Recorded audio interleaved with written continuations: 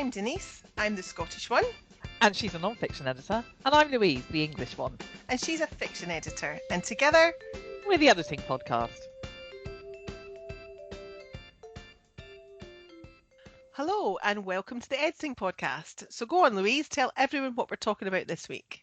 So this episode came about after a writer got in touch to ask us if we'd provide some guidance on changing your editor. It's something she said had come up in an online writing group she's a member of and thought we might have some nuggets to share. So here we are, and hope it helps. Yeah, it's such a good topic because not prepping properly beforehand could leave you in a pickle. But before we dig into that, though, don't forget that in Series 1, Episode 10, we did talk about how to find an editor, and that's definitely worth re-listening to in terms of your actual search. Yeah. But today, we're going to focus on what to think about in addition to the actual search so that you don't come unstuck. First, though, I think we should chat about why authors choose to change editors, because it's not always the result of poor quality work. In fact, that's probably the least likely scenario. Yeah, that's a really good point, Denise. So something I've had to deal with lately is the scheduling issue. An author I'd worked with twice in previous years got in touch to ask if he could schedule his new book. Problem is, I was booked up way ahead of when he was hoping the work would start. And so we did do a little bit of back and forth to see if we could find a compromise. But in the end, I was still worried I was squeezing too much in, and he was still worried about the date being too far ahead, even with the juggling we discussed. And actually, it just seemed better that he worked with someone else. So that's what happened. It's a shame, but, you know, he changed his editor because timing doesn't work. Yeah. And so did you help him find someone or did you just leave him to it? Yeah, I did help him on this occasion. I referred him to another fiction editor who I thought would be a good fit. And fortunately, she was available. He still got her to do a sample edit, though, so he could evaluate her approach. But it worked out really well for everyone. I'm not stressed thinking about the timing. And he's now working with a good fit editor who can do what he wants and when he wants it. And I think it's really good he's got two people he can go to. And depending on what he's got and what we're up to, he can choose. Yeah. Having that kind of choice is really good, especially if you're a prolific writer. Some business authors I know put out a lot of smaller niche books on a regular basis, and they need a fast turnaround. So backup services are essential because there's no guarantee an editor will be able to slot every project into their schedule. Yep. And another reason why you might need to change your editor is that they shift the focus of their business, perhaps from proofreading to copy editing or to developmental editing. So all this means that the service provision's no longer a good fit. It's nothing personal on either side. Yeah. But still, there are times when things go wrong.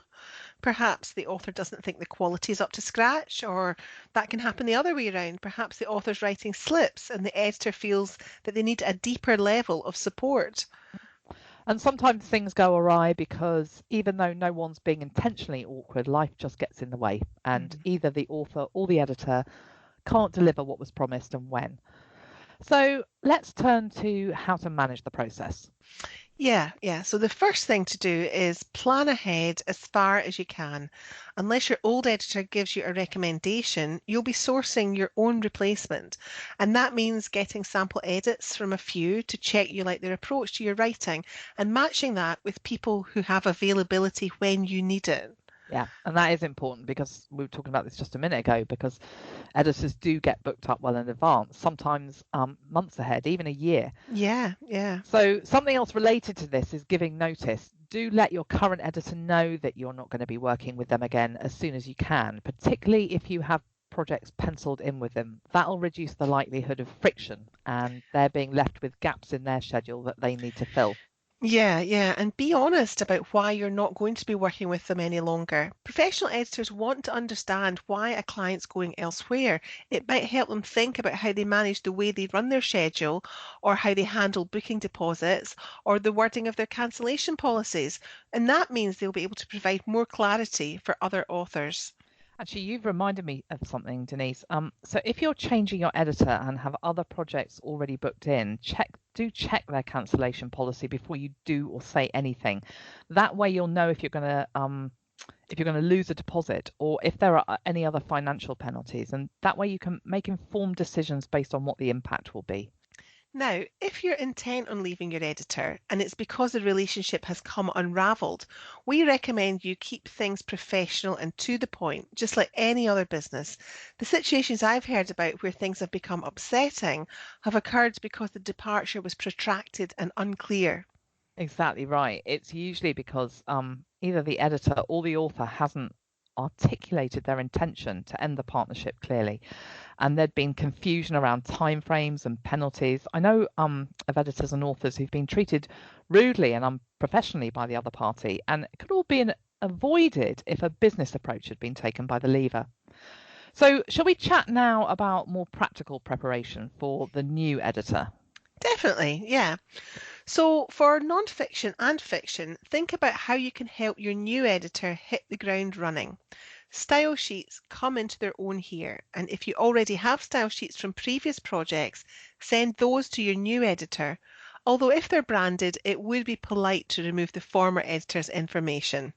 Yeah, we covered style sheets in episode 7 of season 1, but in a nutshell, these record a ton of stuff like spelling preferences, hyphenation and capitalization style, key dates, accepted and non-standard terminology, character names and traits in the case of fiction, reference styles, how numbers are rendered, and so on.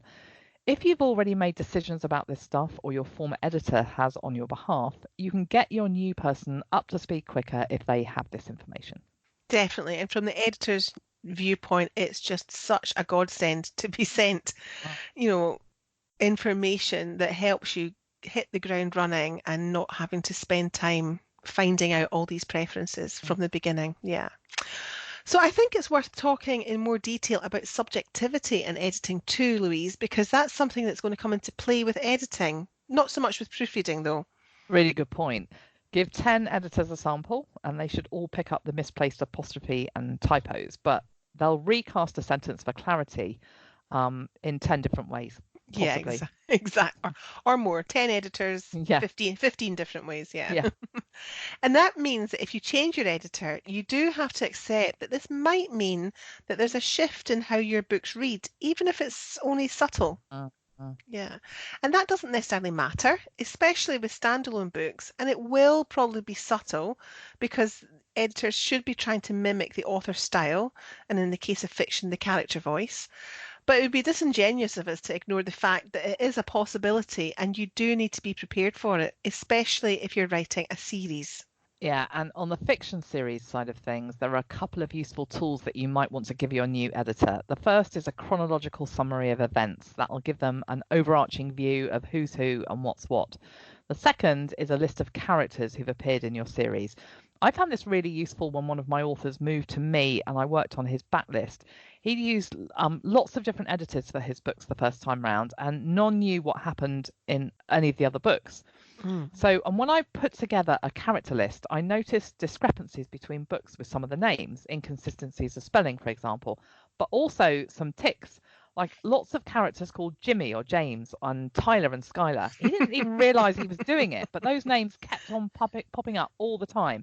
And for series readers, it could have been confusing because they might have been making connections between people who are actually distinct characters. That's a really good point. Yeah, Yeah. and that's what happens when you have different editors working Mm. on different books in a series. Yeah. Yeah. So one of the other things you can do is let your editor know your preferences, your pet peeves, and any other writing tics that you're aware of. Mhm. So if you hate semicolons with a passion and want them nowhere near your text, tell them. And if there's a particular referencing style that you need to adhere to, let them know.